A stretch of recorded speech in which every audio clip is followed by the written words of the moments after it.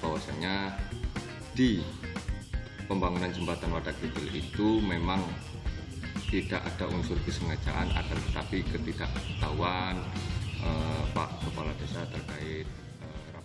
Balik lagi di Kata Netizen. Kita masih bahas soal jempol sakti netizen Indonesia. Kan kalau kita lihat impact-nya nih, aku mau ngasih bridging dulu sebentar. Ini silahkan. kalau kita lihat impact-nya kemarin di All England itu luar biasa, membela negara ya kan. Nah sekarang kalau di dunia catur juga tadi Mbak Iren udah bilang ini menginfluence masyarakat khususnya netizen untuk ikutan tertarik main catur ya kan. Nah ini pertanyaan untuk para narasumber kita yang terakhir malam hari ini. Mbak Iren dulu deh Mbak Iren. Mbak Iren, jadi gimana supaya kita bisa mengarahkan netizen-netizen kita ini untuk punya pandangan, oke, gue mau mainan medsos tapi mau impactnya tuh lebih positif, nggak cuma asal-asalan aja main medsos terus bikin sesuatu konten viral yang nggak penting gitu. Ini gimana sih bagusnya kita menginfluence mereka? Ya, menurut saya kita harus fokus ke arah yang kita nih bagusnya atau jagonya tuh di hal apa ya. Dan kita fokus ke situ. Itu bukan hanya untuk konten-konten saja, tetapi untuk istilahnya selain personal branding, tapi juga untuk melatih diri sendiri. Jadi dari kecil saya istilahnya diajarkan oleh kedua orang tua saya untuk mengidentifikasi di daerah apa yang saya bagus, ya kan, di daerah apa yang saya perlu banyak pembelajaran. Dan otomatis kalau misalkan kita melakukan istilahnya penampilan ke publik seperti itu, harus kita tampilkan yang bagus-bagus ya. Terutama dalam hal ini, saya dikenal masyarakat luas sebagai pecatur, sebagai grandmaster dan lain sebagainya. Nah, bagaimana saya istilahnya memakai predikat yang saya punya ini, memakai apa yang saya bawa ini menjadi hal yang lebih positif, yaitu saya akan menunjukkan bahwa saya berprestasi, ya kan, ini membawa bangga Indonesia, ini bisa. Contohnya kalau misalkan saya mendapatkan medali emas di SEA Games atau di mana, ya kan, ada nama Indonesia, ada anthem Indonesia dikumandangkan dan lain sebagainya. Itu salah satu hal yang ingin saya terus angkat, ya kan, karena ini adalah saya. Jadi yang bukan saya nggak akan saya istilahnya nggak akan saya taruh di media-media sosial. Saya akan fokus ke hal-hal positif yang bisa saya lakukan. Keren banget. Itu tadi intinya kalau menurut Mbak Iren gini, ketika lo jadi influencer, lo juga harus punya tanggung jawab untuk benar-benar bisa ditiru sama publik. Ya, namanya aja udah influencer, men. Iya, cocok banget. Terima kasih Mbak Iren waktunya. Ini kabarnya Mbak Iren mau langsung ada aktivitas lagi. Terima kasih banyak udah bisa menginspirasi kita malam hari ini Mbak Iren. Sampai sukses dan sehat terus ya Mbak Iren ya. Iya, terima kasih. Mbak Iren. Oke, tapi Mas Tito, Mas Ino jangan kemana-mana dulu. Kita masih mau ngobrol. Mas Ino, nah kalau misalnya tadi nih udah ngobrolin soal gimana impact yang positif. Kalau misalnya kita lihat nih di media mainstream, di media sosial kan biasanya lebih cepat ngeviralin sesuatu yang dekat beririsan sama masyarakat. Kayak contohnya tadi itu ya, jembatan. Iya, jembatan yang diduga dikorupsi.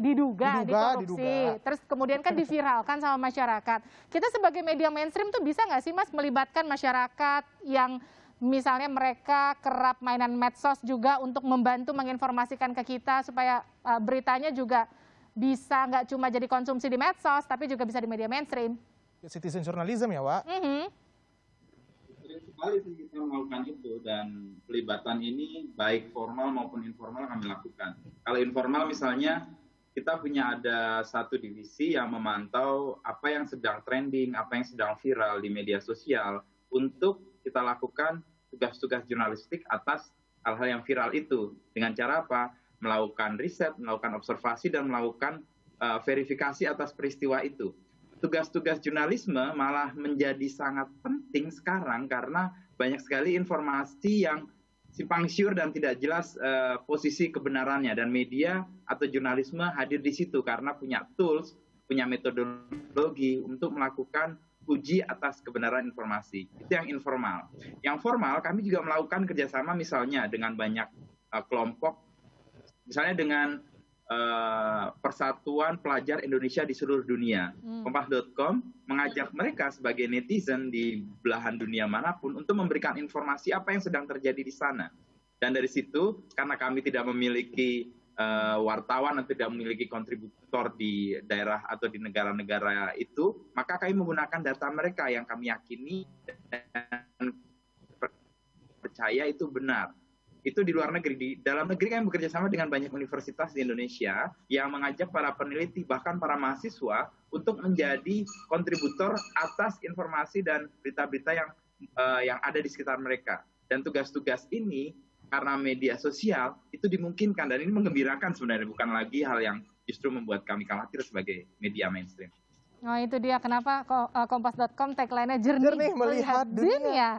Nah, kalau misalnya saya mau ke Mas Tito nih. Mas Tito kan bagian dari Kompasiana sebagai istilahnya apa ya, blogger yang kemudian bisa menulis banyak artikel yang punya impact positif buat masyarakat. Bisa nggak sih kemudian ini juga dilakukan netizen untuk melakukan hal yang sama? Kalau misalnya Mas Tito ini kan blogger ya di blog di Kompasiana, bisa nggak sih kalau kita berharap netizen juga akan melakukan hal yang sama, jadi nggak cuma nge-share gosip aja gitu kemudian di medsos? Televisi.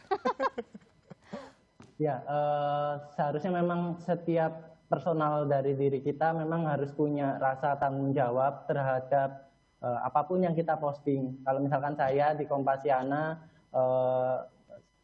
untuk menulis sebuah tulisan blogger seperti itu, saya juga ada tanggung jawab terhadap tulisan yang saya buat. Apakah tulisan saya itu memberikan dampak positif bagi pembaca ataupun enggak. Kalau memang sekiranya saya sendiri ketika menulis artikel di Kompasiana, ketika merasa artikel itu akan mendatangkan pro kontra, saya mending tidak akan menulis. Meskipun sebenarnya kalau di Kompasiana itu bisa mendatangkan banyak viewer, menarik banyak orang. Tapi bagi saya kontribusi saya terhadap tulisan memberikan positif pada masyarakat itu jauh lebih baik daripada untuk sekedar mengejar engagement seperti itu. Oke, jadi intinya jempol sakti netizen Indonesia. Kalau lo udah punya jempol sakti, pastikan apa yang kemudian lo ketik-ketik itu bertanggung jawab. Intinya tuh begitu, ya kan? Jangan sampai itu malah jadi bumerang buat lo sendiri. Cucok. Mudah-mudahan bermanfaat ya buat kalian semua yang nonton Kata Netizen malam hari ini. Terima kasih Mas Inu, terima kasih Mas Tito. Sehat-sehat terus. Terima kasih juga sudah menginspirasi kita malam ini. Itu dia tadi Kata Netizen malam ini. Saya Liviana Charlisa. Saya Erika, sampai jumpa minggu depan. Dah.